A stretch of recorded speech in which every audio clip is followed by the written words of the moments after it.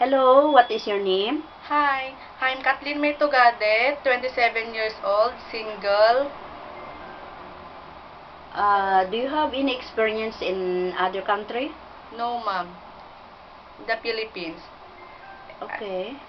I work at domestic helper in the Philippines. I woke up in the morning, 6 o'clock. Then I prepare breakfast for the two children.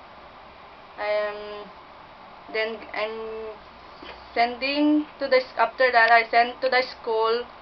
Then after send to the school, I'll go back to the house and clean the house. Then the kitchen. Then wash the clothes, ironing, and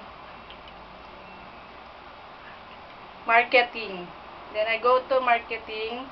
Then after that, I prepared her dinner. Then I'll go back to school getting the children.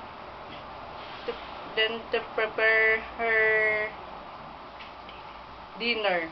Okay, and then? Then I go to the hospital.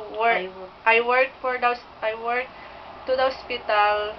Take care of children, getting her temperature.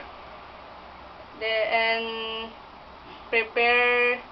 I care children. What is your main duties in the hospital? Are you nursing? Yes, ma'am. Okay. Okay, thank you so much.